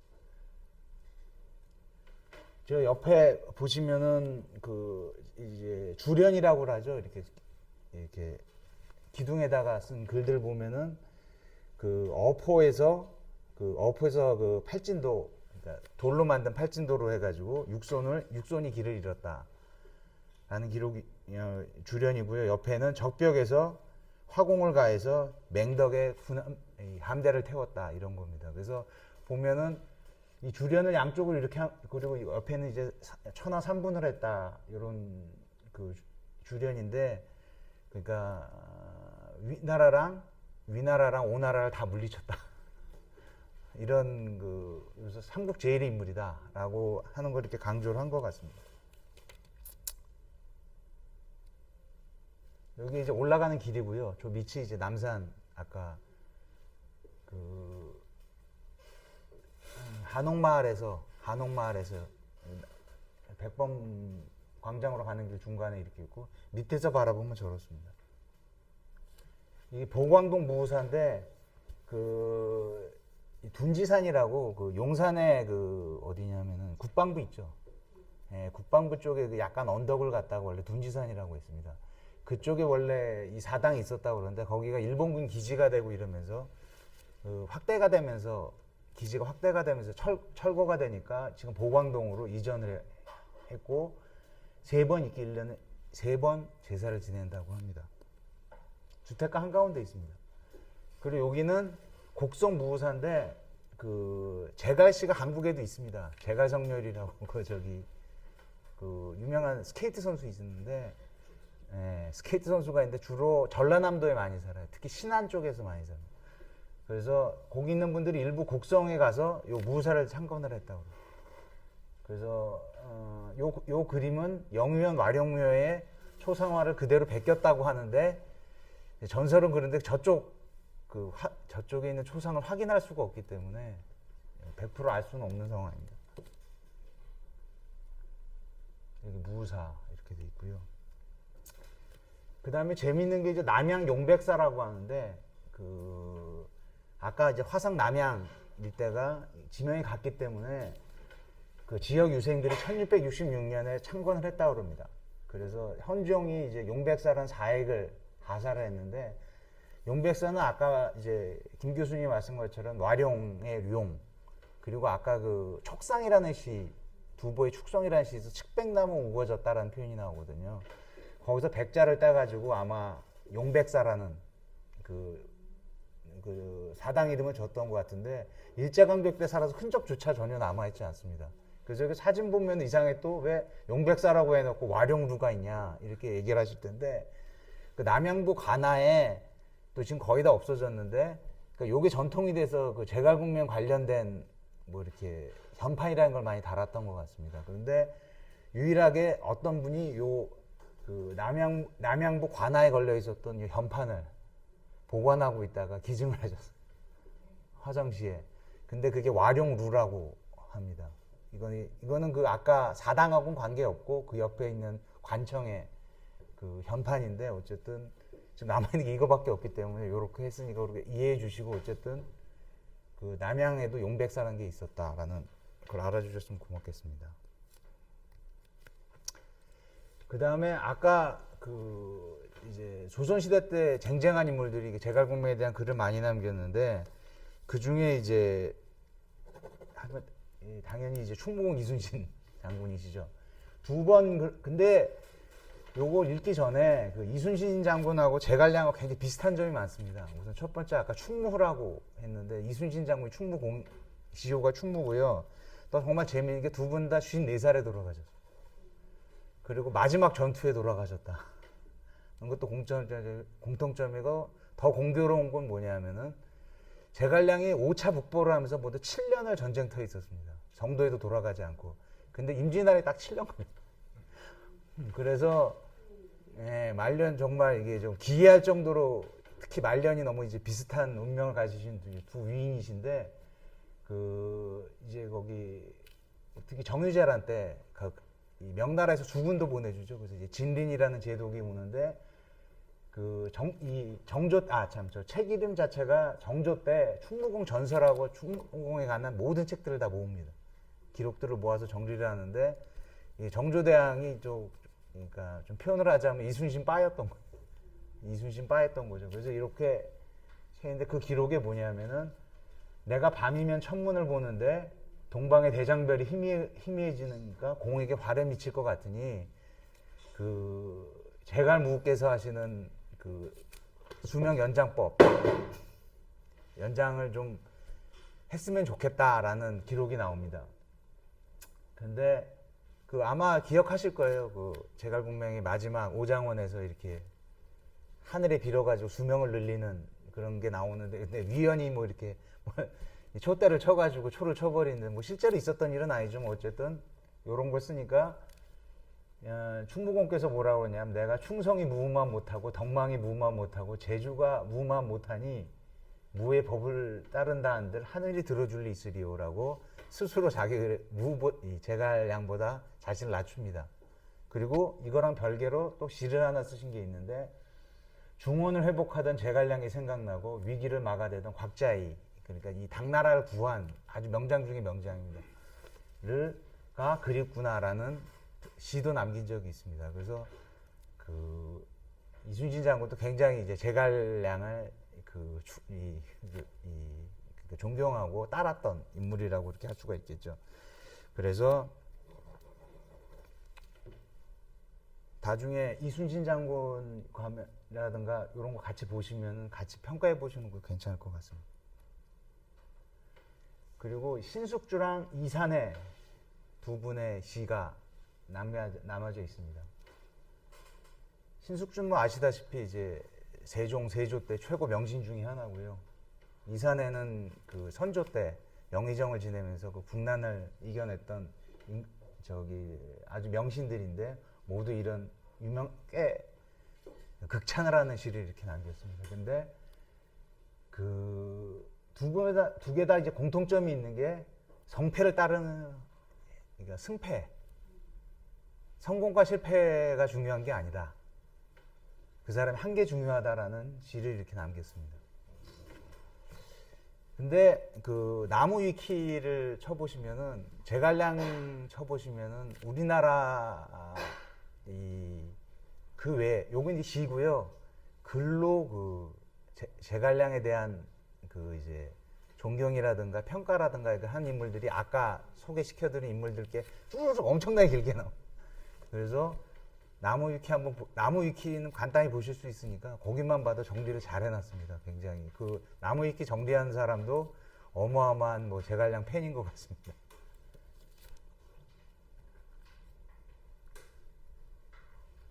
그 다음에 재밌는 양반이 양반이라기보다 숙종입니다. 숙종이 뭐냐면은 이 그림을 직접 그렸다고 합니다. 무후도라고 하는데 뭐 실제로 그렸는지 안 그렸지 모르겠지만 어쨌든 전해지는 바로는 직접 그렸다고 하고요. 나는 제간모를 같은 신하를 얻고 싶다라고 이렇게 글까지 같이 남겼습니다. 근데 딴 사람 몰라도 숙종 같은 임금이 말할 자격이 있는지는 좀 굉장히 의문입니다. 저기 황국을 여러 분 이렇게 신하들을 갖다가 그렇게 여러 번 쑥밭으로 만들어놨는데 저기 남인 서인 할 것 없이 그냥 한 번 돌았다 이렇게 했던 분이 참 저런 글을 썼다고 그러니까 약간 좀 황당스러워지더라고요. 굉장히 당황스러워지는데, 그리고 효종도 송시열과의 관계를 유비와 제갈량에 비교를 했다고 이렇게 얘기를 합니다. 이게 이제 통도사 명부전이라는 전각이 있는데요. 그 전각에 있는 그 그림인데 여기는 왼쪽에 있는 건 삼고초려도. 딱 봐도 그렇게 보이죠. 글이 좀 흐릿해 보이시긴 하고, 오쪽 오른쪽이 탄금주적도, 그 이제 공성계에서 나오는 이렇게 누각에 올라가서 제갈량이 그 검은고를 뜯고 있는 그런 장면입니다. 근데 저런 통도사에 저런 게 좀 좀 안 맞는 것 같은데 저런 게 왜 있나라고 생각하시는 분이 있으실 텐데, 사실 그 삼국연의가 조선시대 때 굉장히 이제 많이 퍼지면서 그런 요소들을 불교도 많이 흡수를 했던 것 같아요. 그리고 불교 웬만한 이제 절에 가 보시면 칠성각이라든가 뭐 이렇게 우리나라 귀신들도 모시고 뭐 산신령도 모시고 이런 것들이 있잖아요. 그러면서 아마 시대 흐름에 맞춰가지고 저런 게 하지 않았을까라는 좀 생각을 해보고 있습니다. 근데 재미있는 것 중에 하나가 그 1908년에 군관이었던 유원표라는 분이 꿈에서 제갈량을 만나다라는 소설을 하나 씁니다. 근데 그 돌아가신 연도도 정확히 모르는 그런 분인데, 이제 1908년이면 거의 뭐 나라 망한 거나 마찬가지인 뭐 그런 상황이죠. 그래서 이거 병원년 봄 1894년, 그것도 뭐 우리나라에서 굉장히 운명적인 해였는데, 그래서 이 작가가 꿈에서 제갈량을 만나가지고 나라를 어떻게 했으면 좋겠냐 라는 내용을 갖고 소설을 썼습니다. 근데 그 특히 이제 갑오경장에 그 이제 뭐 양반과 쌍놈의 구별이 철폐가 되고 뭐 여러 가지 개혁들이 일어나죠. 물론 지금 실질적으로 뭐 바로 그렇게 바뀐 거는 아닙니다만 어쨌든 그런 거에 대해서 제갈량과 토고를 하는 이런 내용들로 채워져 있습니다. 근데 그 결국 꿈이었다 이런데 일제시대 땐 금서가 돼버렸어요. 일제시대 땐 금서가 돼버렸어요. 이런 게 있고요. 그 다음에 이제 좀 엉뚱하게 오른쪽에 사진 보시면 가운데 있는 분이 옛날 고려대학교 총장을 하셨던 김준엽 선생님이고 오른쪽에 이제 장준하 선생님인데 이 장준하 선생님이 그 일제 때 학병으로 징집이 됩니다. 근데 그 양반은 기꺼이 응했습니다. 왜냐하면 탈출을 하려고. 탈출해서 임시정부에 합류를 하기 위해서 오히려 중국에 가야겠다라면서 하다가 탈출을 합니다. 탈출을 하다가 중간에 여기 김준엽을 만나가지고 같이 무려 6,000리 길을 걸어가지고 중경까지 가게 됩니다. 아까 이릉대전 얘기하셨는데 반대길로 간 거죠. 근데 거기가 자기 원래 출발했던 데가 아까도 제갈량의 고향 같은 줄기는 서주였습니다. 서주였는데 그 중간에 가다 보니까 이 당양의 무우사를 근데 물론 완전히 지나가는 길은 아니고 적어도 한 하루는 완전히 걸어야 갈 수 있는 길이었어요. 근데 이 두 분이 그 와중에서 그 탈출을 해야 되는 그 와중에서 여기 근처에 하루길밖에 안 된다고 그러는데 제갈량 사당을 어찌 안 갈 수가 있겠느냐 하고서 두 분이 의기투합을 해가지고 거길 갔다 왔습니다. 그 와중에 그게 장준하 선생의 돌베개랑 그 김준엽 선생의 장정 두 책에 다 나와 있습니다.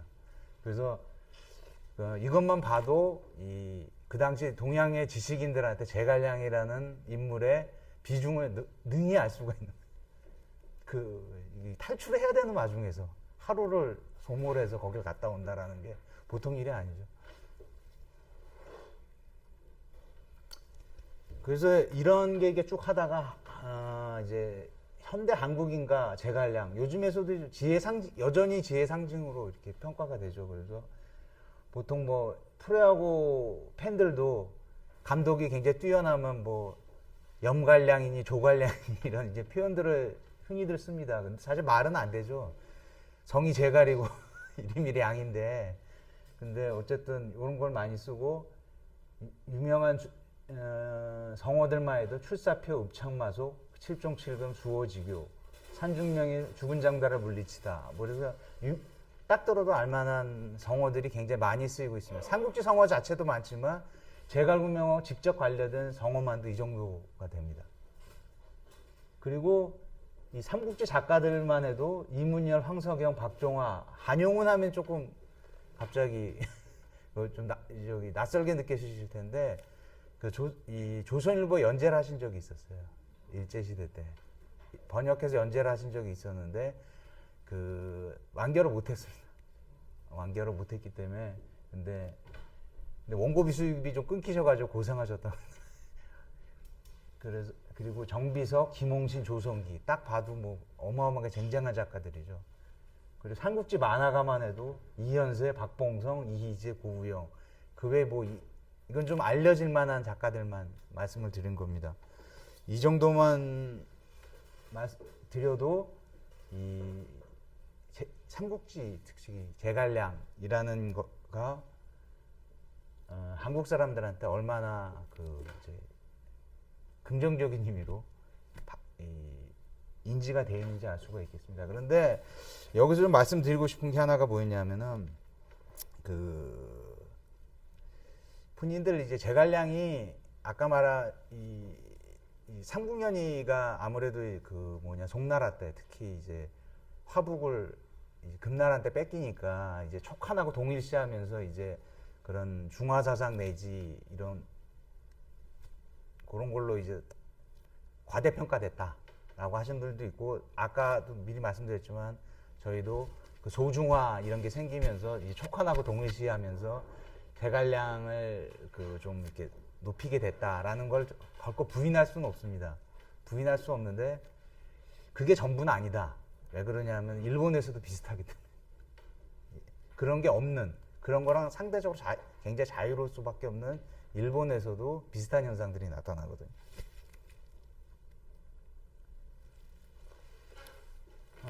일본은 오히려 제갈공명에 대한 일본인들의 언급은 우리보다 일찍 나타납니다. 오히려 헤이안 시대라고 교토의 옛날 이름이 저 당시 시대 이름은 헤이안이었거든요. 평안. 근데 한시 문학의 전성기기도 하고 여기 국하이가 한자로 해공이라고 하는데 이분이 대각국사 의찬 정도 되시는 분이에요. 우리나라로 치면. 그런데 당나라 유학생인데 덴노 천황한테 여보라는 승려를 이렇게 제갈량한테 비교하는 장면이 나오고요. 그리고 경국집이라고 충효와 공사에 대한 문답 이런데 거기서도 제갈량에 대한 평가가 굉장히 높습니다. 그리고 그러면서 이미 9세기부터 일본인에게 제갈량을 지극정성의 충신이라는 이미지가 이미 이제 9세기부터 형성이 됩니다. 오히려 우리보다 훨씬 빠릅니다. 물론 이제 남아있는 기록만 갖고 말씀을 드리는 거긴 하지만요. 그래서 이제 메이지 시대가 접어드는데 이제 메이지 시대가 아니라 에도 시대부터 먼저 죄송합니다. 이거 좀 잘라주시고 그 뒤로는 해안 시대 이후로는 귀족들이나 이런 관료 세력들이 약해지고 여러분들이 잘 아시는 사무라이들, 그러니까 여기 신흥 무사 계급들이 일본의 중추를 담당하게 됩니다. 근데 일본의 미나모토 요리토모랑 요시스네라는 형제가 있었어요. 일본의 이제 일본을 그 당시 이제 지배하던 가문의 형제였는데 두 형제가 라이벌 가문을 물리치고서 패권을 장악을 합니다. 근데 형은 그러니까 이제 정치가였고요. 동생은 장군이었어요. 동생은 장군이었는데 이 형제지간이지만 군신 관계처럼 사실 군신 관계이기도 했어요. 그러면서 군신 관계 이상하고 유비와 공명, 제갈공명과의 관계를 둘로 이렇게 비교를 하는 그런 장면들이 나옵니다. 그리고 이 유비와 공명의 관계를 어떻게 표현하냐면 한 문제와 조참 하고도 비교를 합니다. 근데 일본에서는 좀 일본 사람들의 취향 중에 하나가 뭐냐면 근데 이 요시스네라는 인물이 형한테 숙청을 당해요. 결국은 31살에 죽습니다. 너무 뛰어난 장군이기 때문에 위험해요. 이미 천하를 평정을 한 상황이기 때문에 너무 젊고 유능한 장군도 위험하기 때문에 숙청을 당합니다. 그래서 이 요시스네라는 인물 그리고 옛날에 사나다 유키무라라는 인물이 있는데 뭐냐면은 나중에 도요토미 히데요시랑 히데요시가 죽은 다음에 도쿠가와 이에야스가 도요토미 가문을 멸망을 시키죠. 멸망을 시키는데 그러니까 이 어린 아들 도요토미 히데요리를 갖다가 이제 사실상 죽이면서 이렇게 패권을 장악을 하는데 그때 거의 주요 세력들이 거의 도쿠가와한테 붙었는데 사나다 유키무라라는 장수가 있어요. 근데 이 장군의 별명이 보면 일본 제일병입니다. 일본에서 제일 가는 무사다 이런. 근데 이 양반은 도요토미 가문의 힘을 보탭니다. 근데 결국은 이제 장렬한 최후를 마치게 되죠. 그래서 또 다음 장에서 나오는데 사이고 다카모리하고 우리한테는 굉장히 악연인 인물입니다. 왜냐하면 메이지 유신을 이끌었다는 건 뭐 그렇다 치는데 메이지 유신 그때부터 정환론이라는 걸 주장한 인물이에요. 한국을 쳐야 된다, 조선을 쳐야 된다라고 한 인물인데 이 양반 또 얘기하면 좀 길어서 이게 짧게만 말씀을 드리면 뭐냐면은 이 동상은 일본 도쿄의 우에노 공원에 있는 동상이에요. 일본 도쿄 우에노 공원 제일 큰 공원이에요, 일본에서. 그리고 거기는 일본 국립박물관에 비해서 제일 중요한 박물관들이 다 거기 모여 있습니다. 공원도 있고 박물관도 있고 그런 지역인데 거기 맨 입구에 있어요. 맨 입구에 있는, 그러니까 어느 정도 비중을 인물인지 아실 겁니다. 근데 이 양반이 그러니까 같은 메이지 유신 공신들하고 결국 견해가 달라져가지고 고향으로 갑니다. 근데 이제 고향에 있는 사무라이들이 이 사람을 갖다가 본인은 원하지 않았는데 맹주로 하고 반란을 일으켜 결국 그러다 죽게 됩니다. 근데 나중에 이제 이제 명예는 회복이 되고 그랬는데 그러니까 동사까지 썼겠죠 도쿄에. 근데 또 이런 인물들을 일본 사람들은 호관 비이키라고 그래요. 이 앞에 판관이라고 그러는데 그게 뭐냐면 아까 맨 첫 번째 보면 요시스네라는 그 장관 벼슬이 판관이었어요. 그래서 죽은 다음에 이긴다. 이런 그리고 이 사람들이 언젠간 살아 있을 것이다, 돌아올 것이다 이렇게 전설 같은 그런 굳이 요즘 영어로 표현하면 언더독 효과 이런 말들인데 그래서 일본 사람이 이런 파멸의 영웅들을 굉장히 좋아해. 그래서 보면은 제갈량하고 좀 겹치는 부분이 있죠. 그 이미지라든가 이게 겹치는 부분이 있기 때문에 또 에도 막부 시절 때 삼국연의가 우리나라랑 마찬가지로 광범위히 보기되면서 서민들한테도 충신과 지모의 화신으로 완전히 이제 굳혀집니다. 심지어 어떤 일이 있었냐면은 일본에는 이게 정월을 맞기 전에 대청소를 해야 되는데 어떤 그 사람이 이렇게 이 다이묘들이 쓰는 이 지휘봉이 있거든요. 장관들이 하는 지휘봉을 이렇게 지휘를 하면서 청소를 잘 했어요. 청소를 효율적으로 잘 했거든요. 그러니까 제갈량 같다. 사실 아무 관계도 없. 근데 그런 지휘하는 모습하고 이 지휘봉이 제갈량하고 이미지가 비슷하다고 해가지고 저 사람이 제갈량 같다라는 표현이 나올 정도로 이미 서민들한테까지 이게 다 붙여집니다. 그래서 일본의 양명학자 나카이 노주라는 인물이 있는데 이 양반이 이 전쟁 이런 걸로는 태공망, 장량, 한신 문으로는 왕양명 왜냐하면 이 양명학의 근데 왕양명이 유명한 장군이기도 합니다.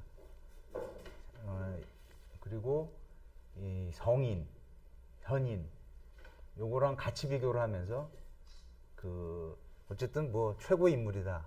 아까 저기 김영수 교수님이 뭐 이윤, 여상, 뭐 관중, 아기 뭐 이런 얘기들이 나왔는데 뭐 중국사 말 그대로 탑의 인물들이거든요. 근데 그 인물들하고 같은 그 급의 인물이다라고 이렇게 평가를 합니다. 근데 이제 그러면 이건 이제 메이지 시대 이전까지, 그러니까 근대화되기 이전까지고, 그럼 이후에는 어땠냐라고 보면은, 좀 황당하시겠지만, 충신의 표본으로 조학교 국정교과서에 그래서 이제 천황제 황립에 악용되고 이런 부분들도 좀 있고요. 그리고 근데 메이지 다음인 다이쇼 시대에도 교과서에 등장을 합니다. 그리고 아까 이제 사이고 다카모리라는 인물은 동방의 작을 제갈무라고 자처했고요. 요시다 쇼인이라고 이 양반 또 참 우리랑은 악연인데 일본 극우의 이제 정치적 지주라고 할 수 있는 인물인데, 근데 이 쇼인이라는 사람이 뭐라고 얘기하냐면 열세인 조국을 지키기 위해 몸을 던지는 모습을 높이 평가했습니다. 근데 그럴만도 하다는 생각이 듭니다. 왜냐하면 요시다 쇼인 시대 일본은 우리가 아는 그때 일본이 아니거든. 자기들도 이제 서양 열강에 언제 먹힐지 모른다는 위험 속에 노출되어 있는 그런 상황이었기 때문에 뭐 저런 생각도 할 수 있겠다라는 생각은 듭니다. 물론 이제 그 사람의 제자들이라는 게 다 이제 극우로 가고 이러면서 이제 제국주의적으로 가긴 하지만, 그리고 이제 노이 만스이라는 시인이 있는데 성락추풍 오장원이라고 그래가지고 굉장히 긴실했습니다. 그래서 아까 저기 김 교수님 말씀하신 오장원에서 제갈공명의 죽음을 갖다 묘사를 했는데 맨 끝줄이 다 이렇습니다. 끝줄을 승상의 병이 깊어가는도다. 승상의 병이 깊어가는도다. 이러면서 그게 7번 반복이 됩니다. 매 절마다. 그러면서 이제 맨 끝에는 그게 빠지죠. 돌아가시면 죽게 되니까 이게 빠지는데, 이것도 역시 일부가 너무 길기 때문에 교과서에 전부는 못 싣지만 일부가 수록돼 있을 정도로 일본 사람들한테 아주 유명한 시입니다. 그 다음에 사실 현대 삼국지 원형이라고 하는 요시카와 에이지를 빼놓을 수가 없습니다. 근데 이 작가가 이제 현대 삼국지를 만든 예를 두 가지만 들으면, 하나를 동남풍을 갖다 옛날에 빌어서 이렇게 제갈공명이 이 적벽대전에 동남풍을 불었다 이렇게 보통 얘기를 했는데, 여기는 제갈공명은 거기 겨울에도 가끔 동남풍 부는 걸 알고 있었다. 그래서 그 시간을 맞춰서 그렇게 했다라고 현대적인 해석을 합니다.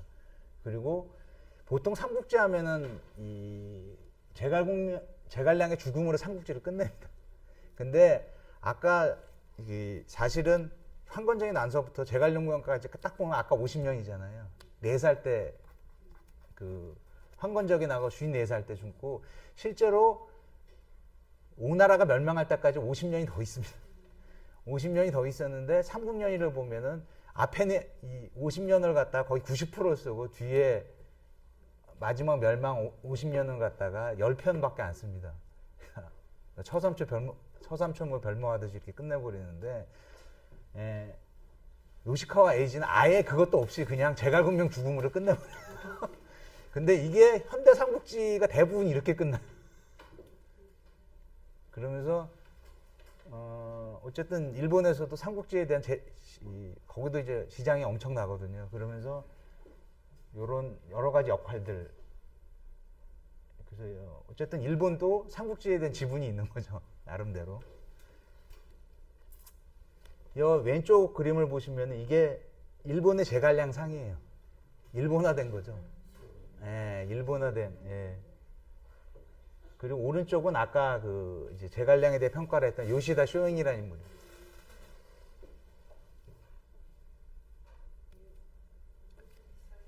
예. 그래서 일본에서 제갈량 상이 보면 이 뒤에 배경으로 있는 그림이 되게 골 때립니다. 저 공명이 있고 뒤에 이상한 군함 같은 게 보이죠. 제목이 공명의 한대입니다. 이게 뭐냐면은 일본 연합함대 사령관이었던 야마모토 이소로쿠, 그 진주만 기습을 했던 그 야마모토 이소로쿠가 옆에 제갈공명이 혼이 와서 지휘를 한다. 정말 아주 괴랄스러운 내용의 그 소설인데요. 그리고 왼쪽은 제갈량의 혼이 태평양 전쟁을 지휘했다면 미국이 이길 수 있었을까라는 거를, 이건 뭐 소설은 아니고요. 어쨌든 해서 나오는 책이 있습니다. 그러니까 뭐 이 책이 물론 쓰레기죠. 쓰레기인데 이런 책이 나온다는 것 자체가 제갈량의 인기가 일본에서 어느 정도라는 걸 아는 증거 중에 하나라고 보여집니다. 그리고 아까 이제 제갈량의 고향이라기보다 이제 은거지였던 남양하고 양번 두 군데에서 싸운다고 그랬는데 그 중에 하나가 양번인데 양번한테 투자 유치를 하려고 일본을 방문을 했습니다. 근데 닛산의 상무가 제갈공명의 광팬이었습니다. 그래서 거기서 그걸 굳이 와가지고 다 듣더니 투자를 결정을 해가지고 양번에 지금 닛산 공장이 있습니다. 진짜로. 그리고 일본의 유명한 프로골퍼 오다 고우메이라는 사람의 이름이 공명이에요. 일본 한자로는 공명입니다. 근데 아버지가 지어준 거죠. 그러니까 그 일본에서도 제갈량의 인기라든가 이런 거 정말 대단하다라고 이제 볼 수밖에 없죠.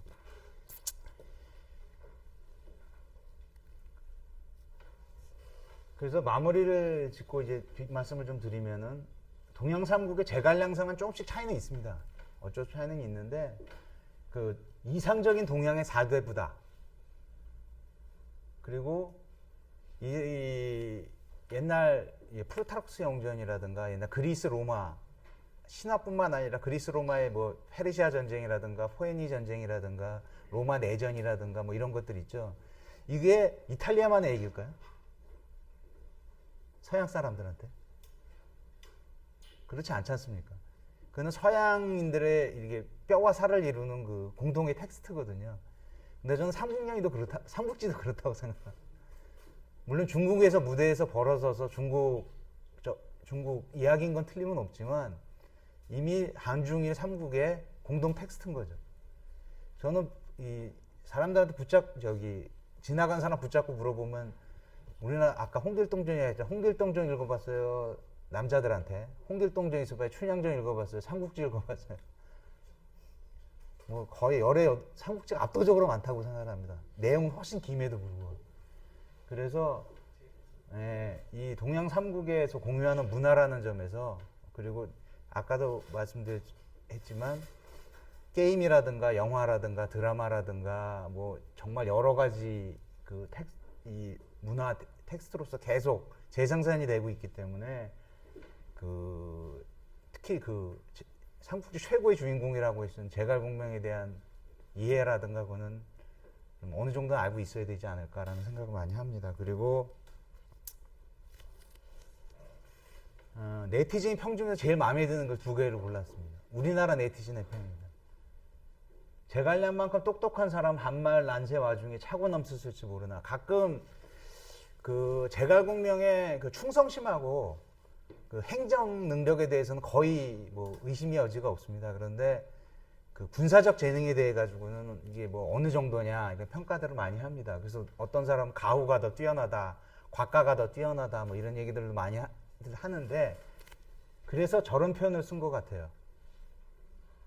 똑똑한 사람은 얼마든지 있었지 모르겠지만 오로지 그만 이 어리석음을 무릅썼다는 거예요. 아까 그 북벌을 갖다가 정말 어떻게 보면 무모한 북벌을 갖다가 계속 하고, 근데 자기는 아무것도 챙기질 않고, 그렇기 때문에 역사에 이렇게 크리도 명징이 남을 수 있다고 생각을 합니다. 장렬한 어리석음이다 라고 이렇게 표현을 합니다. 네. 그리고 또 하나의 평인데, 그의 우수성보단 그의 진정성이 있다는 거죠. 촉한의 황자가 될 수도 있고 위나라에 가서 얼마든지 그 좋은 대우를 받을 수도 있죠. 그리고 그 이 등해랑 종회가 마지막에 그 성도를 함락시키기 직전에 제갈량 아들하고 손자랑 싸우게 됩니다. 제갈첨하고 제갈상하고. 근데 그 등해랑 종회가 그 제갈첨에게 뭘 권하냐면, 항복을 하면은 낭야 왕에 봉해주겠다고 그랬습니다. 낭야가 뭐냐면 아까 제갈량의 고향 그 지역이거든요. 낭야 왕에 봉해주겠다고도 했는데 그걸 거절을 합니다. 그러면서 이제 죽는데, 근데 등해랑 종회가 일단 그게 뭐 실제가 이루어졌건 안 졌건 간에 제갈량을 이렇게 존경을 했다는 얘기죠. 그리고 지나가다 무덤이랑 손도 안 댔습니다. 심지어 그 풀도 못 뜯게 했어요. 이 군마들이 주위 풀도 못 뜯게 해요. 근데 인물에 대한 평가는 간단하죠. 적이 제일 정확하게 평가를 합니다. 그래서 제갈량만이 할 수 있는 일로, 그래서 마지막에도 이 표현이 참 맞는 것 같아요. 태공망하고 장량이 멋지게 성공하고도 오히려 실패한 제갈량의 명성을 따라가지 못한다. 근데 역사에 보면은요, 이 실패한 장군들이 더 높이 평가되는 경우들이 적지가 않습니다. 나폴레옹도 그렇고 실패자였고요. 그 롬멜, 그리고 미국 남부군 사령관이었던 로버트 리, 한니발 뭐 이런 인물들이 다 그 패배자예요. 근데 오히려 승자를 능가하거든요. 승자를 능가를 하는데, 제갈공명 따지 대표적인 예가. 그래서 제가 그 원래 썼던 책 중에서 지금 절판이 돼서 뭐 돈 주고 사실 수가 없는데, 제갈량하고 한니발이라는 책이 있었어요. 그래서 오히려 왜 승자를 능가하는 패자라는 점에서 이 두 분이 공통점이 많다고 생각해서 썼었는데, 거기서 제일 멋있는, 물론 제가 쓴 건 아니고 난 데서 썼던 거를 갖다 썼는데, 그 두 사람은 나라의 크기로 싸운 게 아니라 사람의 크기로 싸워. 그리고 또 하나가 남자의 로망 아니겠어요? 이 천재 한 명이 거대한 제국과 거의 혼자 힘으로 싸우다가 안 돼서 쓰러진다. 어쩔 수 없는 로망이죠. 그러니까 그런 면에 있어서 이 동양의 남자들한테 그 가슴을 불질릴 수밖에 없는 그런 인물이 아닐까, 그런 생각을 합니다. 그리고 마지막으로 말씀드릴 게 뭐냐면은, 그 박정희 대통령이 이 충무공 이순신을 굉장히 많이 띄웠죠. 이 뭐 교과서에도 많이 올려 현충사도 많이 하고 그렇다고 해서 이순신 장군을 비판할 수는 없습니다. 그래도 이순신 장군은 영원한 명장이고 구국의 영웅입니다. 그래서 제갈공명이 역시 마찬가지예요. 제갈공명이 이런 유학 이데올로기라든가 뭐 아까 뭐 중화주의라든가 이런 것 때문에 좀 띄어진 면은 있다고 하지만 그렇다고 제갈공명의 삶이라든가 업적이라든가 그 태도라든가 게 결코 폄하될 수는 없다고 생각합니다. 그래서 한국, 중국, 일본의 그 수많은 선비들과 지사들과 그 사람들이 제갈공명을 저렇게 이 모범으로 삼고 따르고자 했던 것이고 앞으로도 그럴 거라고 생각을 합니다. 이상입니다.